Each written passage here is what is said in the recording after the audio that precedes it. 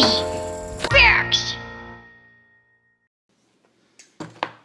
Okay, I didn't see you there. Today on Brittni's Book Boner Bistro, we're going to be discussing the Ender's Game series as well as the Shadow series by Orson Scott Card, famous science fiction novelist / douche tool. And all of this is going to be spoilers, by the way. You're going to have so many spoilers. This might not be the best idea for a book review. Ender's Game is a book that I read that I was really into when I was about 19 is when I first read it, and I've read it like 6 times. It just really had a huge impact on my life and how I thought about things. And one of the things that has come to light, as you might know, Orson Scott Card is vehemently against gay marriage and homosexuality in general, which is odd because one thing that I took away from Ender's Game was the lesson of tolerance for others that are different from you. I don't know. It's ironic, maybe. One thing I really liked about Ender's Game is his relationship that he had with Valentine. I liked it a lot at first, and then I ended up not liking it. Weirded out a little bit by it because he became a little bit incestual to me, a little bit. In later books, Ender never really connected with other women, and he would always come back to the thought of Valentine, and he would always associate what true love meant, which I can understand, I guess. It kind of reminds me of that Friends episode where Rachel's dating that guy that is wrestling like with his sister all the time, and then he goes and asks Monica and Ross if they wrestled. They're like, oh yeah, we wrestled. And she's like, oh good. And Monica's like, well, we don't wrestle now. So I get it that when you're a kid, you know, there's a lack of sexuality, so that's perfectly fine to have that kind of relationship with your sibling. But as you progress in your sexuality, you should probably stay away from your sister. It's a no-boner zone. Ender has an enemy in the book named Bonzo. This is one of the hugest climaxes of the story. Climax. Is that he fights Bonzo and Bonzo dies. And you could really do that anywhere. Actually, one of the best places that you could do that in is in the game room. Because if you think about it, the game room is where the rivalry really began. And that's where it could have ended. However, Orson Scott Card decides to have the final fight between Ender and Bonzo in the shower with 2 naked boys. Because that's not gay. Just sounds like Orson Scott Card has some deep-seated issues. This original Ender's Game book came out in like 85, 84, and ever since it came out, because it was such a staple of science fiction, so many people read and loved this book that they were like, yes, let's make a movie. Now. I remember at one point I heard that Tom Hanks was in discussion for the role that Han Solo played.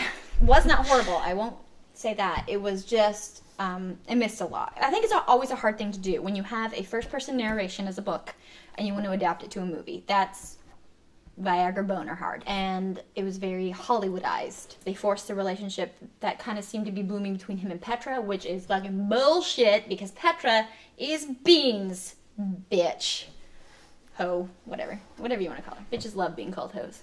Hiram Graff is such an integral part of this story, and his relationship with Ender is not something that you really see until it comes to a head. In order to get the point across is that they immediately put them together, and they were paired, they were together. This means together.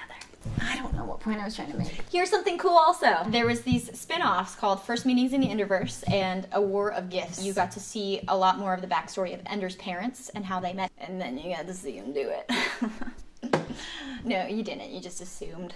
I read Ender's Shadow right after I read Ender's Game. Just found Bean's story a lot more compelling because he was a more complicated character. Bean suffers from giantism, which means that he grows at an accelerated rate. He'll die a lot sooner because his brain will explode.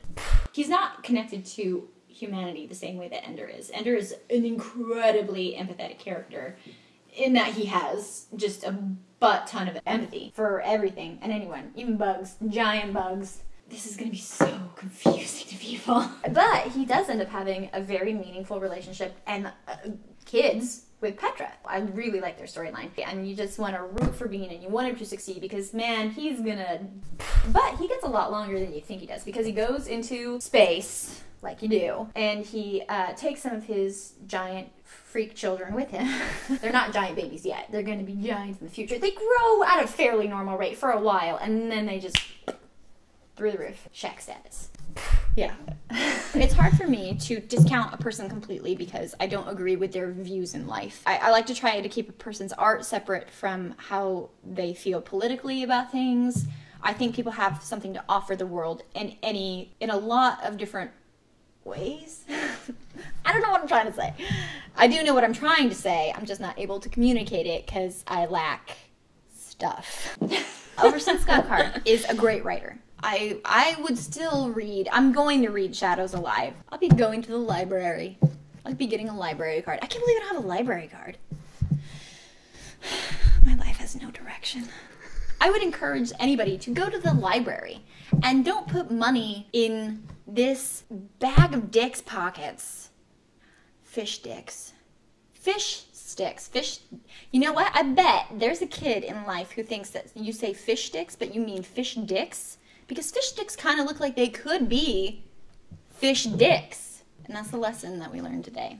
I will give Ender's Game series 17 fish dicks for my Bowden rating. And deal with that.